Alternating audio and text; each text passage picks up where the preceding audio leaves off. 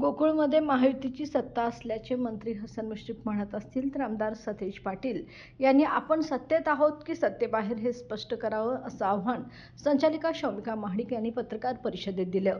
गेल्या काही वर्षातील गोकुळच्या कारभारावर त्यांनी गंभीर प्रश्न उपस्थित करत जाहिराती, प्रवास, प्रशिक्षण या खर्चात मोठी वाढ झाल्याचं त्यांनी सांगितलं.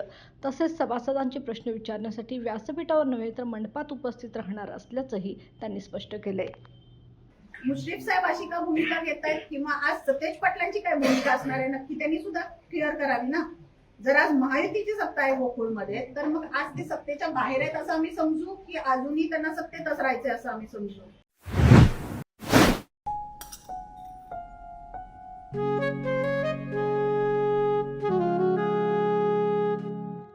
बाबा आज येताना बासुंदी घेऊन या ना.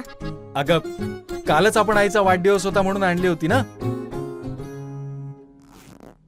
ऐकलं, गोकुळची बासुंदी पुन्हा खावीशी वाटतेय. खरं सांगू, मलाही खावीशी वाटतेय. पुन्हा पुन्हा खावीशी वाटणारी गोकुळ बासुंदी.